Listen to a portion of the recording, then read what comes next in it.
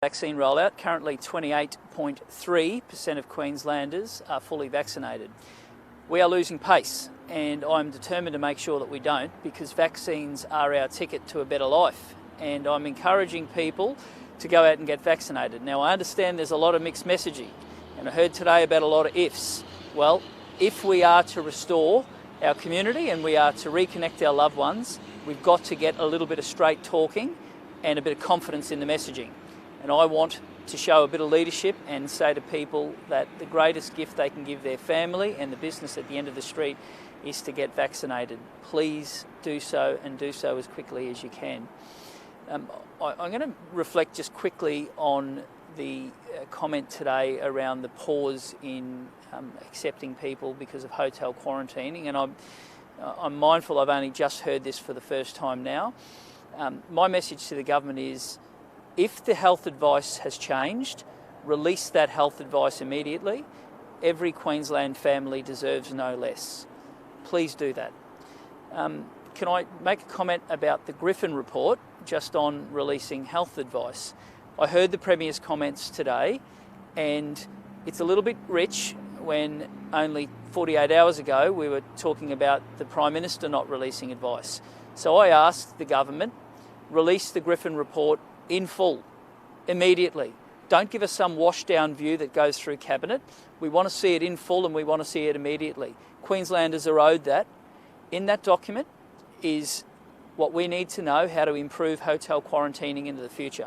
And today, more than ever, that is vital. So I don't cop that it should be something that Queenslanders don't see in full. This report is owned by them, it was done for them, and they deserve to see it in full.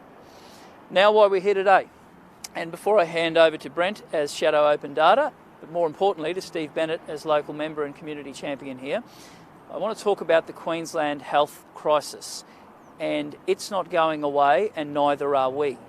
And the people of the Wide Bay area deserve to know that we intend to fight for promises made for this area, and we determined more than ever to highlight a slip in service here. Now, ambulance ramping is real, and it means something to people. And when you think that 1 in 3 ambos are ramped at Hervey Bay and 1 in 4 are ramped here at Bundy, there are consequences for that.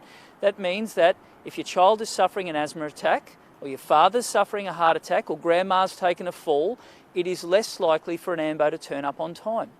And Queenslanders deserve the best health service in the world, and so do people in this area. And I am determined to make sure that we release data in full. So what's the solution? Better triaging to make sure that doctors and nurses are making decisions at the coal face. More beds so that we can care for our people when they need it. And I want data released in full. I want people to be able to see in real time, because you only improve what you measure. And finally, before I hand over to Brent, I am convinced to hold the government to account for their commitment for a Category 5 hospital for this region and this city.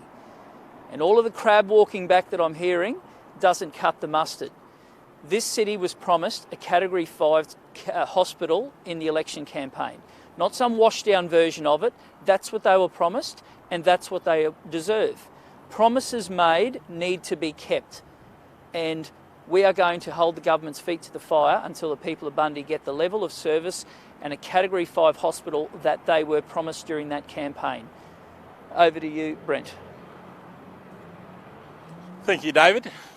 Well, we're standing here today outside the Bundaberg Hospital. It's a hospital where 1 out of every 2 children who present to the emergency department here as a Category 2 patient are not seen in a clinically recommended timeframe.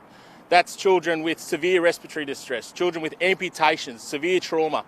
1 out of every 2 of those children are not being seen in the clinically recommended time. It's not good enough. Queenslanders deserve a government that is open and transparent. They deserve a government that works for them, not the other way around.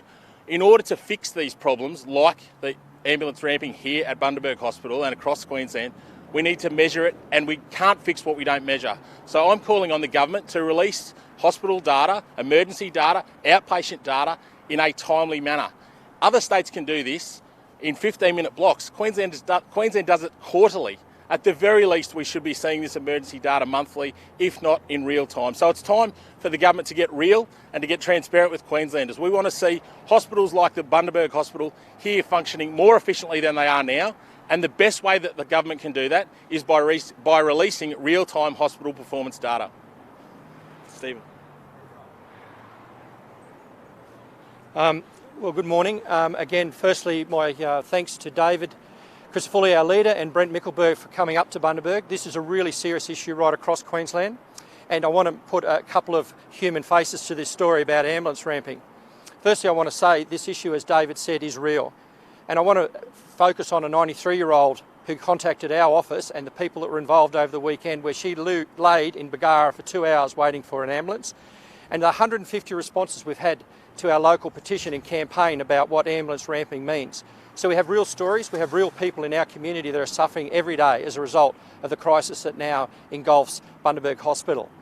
Those that have been around a while, it's no secret that I've raised the issue of the declining services in the Bundaberg Hospital since they unceremoniously sacked our CEO in 2019. We knew the issues were going to get bad, and unfortunately the people of Bundaberg are as a result. Are we right, Callum? You're trying to make me look good? You can only work with what you're given, my friend. More importantly, I want to back up our leaders' calls today for real transparency and honesty in the Level 5 promised hospital. It has been a disgrace. There's been more spin on this story, and people are getting dizzy with the nonsense that continues to be the transparency around the base hospital. I saw yesterday another article about a proposed layout that's gone to some other agency, but let's just honour the commitments that are made. Let's provide a Level 5 training hospital to the people of Bundaberg that has been spoken about for years. And I also want to ask questions around why $15 million needs to be spent on so-called procuring a state government site that we already own. There's a lot of questions that aren't being answered. The people of Bundaberg are not dills. They're not mugs. They just want honesty and transparency from this government that continues to hide under bureaucracy and secrecy. So again, the call today, stop the nonsense, provide what you promised. Thanks, Steve. Thanks very much. Over to you for questions.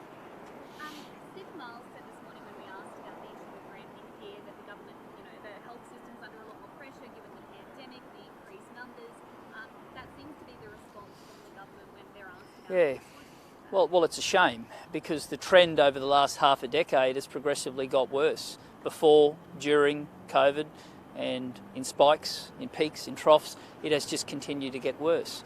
And when politicians look for excuses rather than solutions, that's when people lose faith. When something is promised before an election and then reneged on after, that's when people lose faith. And all I'm asking is for the Deputy Premier to come here and say, well, we acknowledge there's a problem. We're seeing it in the 92-year-old woman who had to lie there in pain, waiting for an ambo to arrive. That's not the fault of the paramedic. They don't want to be sitting at the end of a ramp waiting for someone to be able to take the patient so they can go and help someone. They didn't sign up for the nonsense of waiting at the end of the ramp. The system has got to be fixed.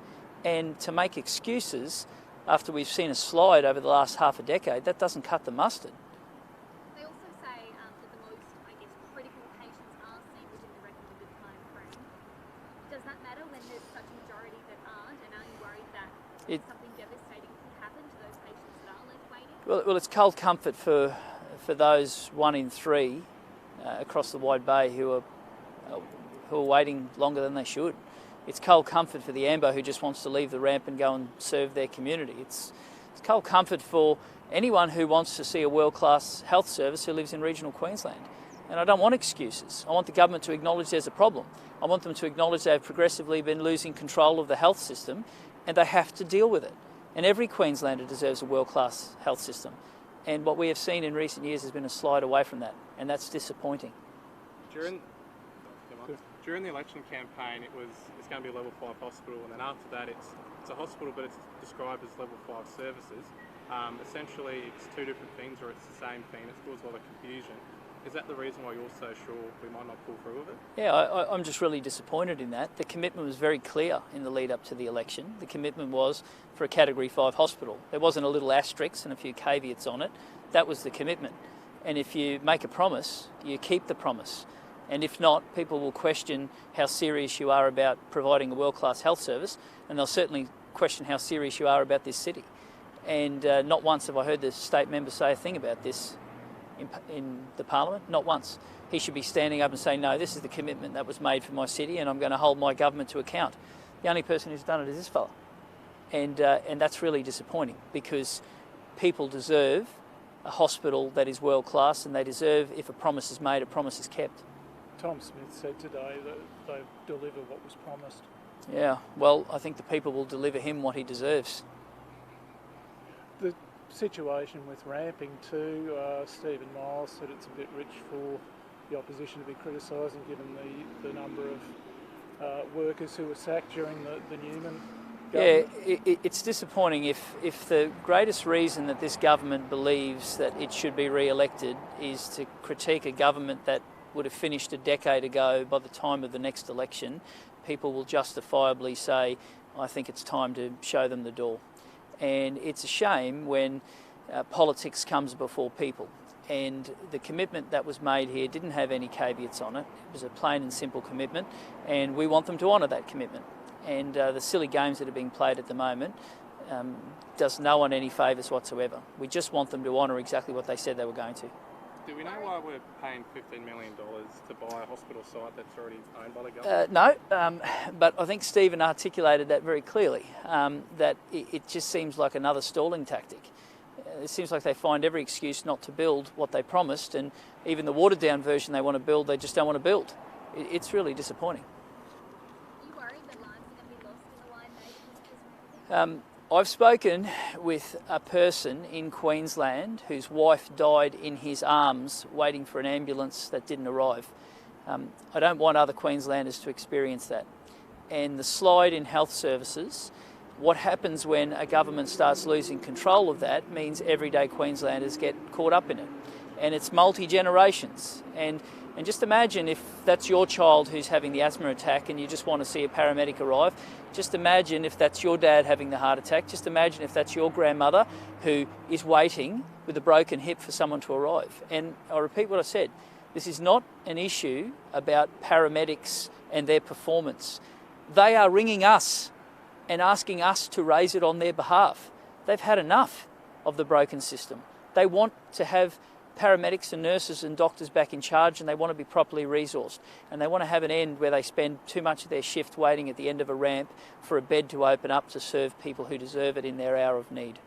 Aside from the issues here with the hospital and the ramping, what are some other issues that you think need urgent attention in the region? Well, I know housing's a big issue, and I know honest Queenslanders are being caught up because of a lack of planning to deliver infrastructure to be able to meet that the growth that is needed for growing areas. And if a government fails to provide things like water and sewerage by working with council and roads to be able to protect people's lifestyle, well then the opportunity to open up new development, new land opportunities isn't there, and that then means that the opportunity for your kids to buy a home isn't there.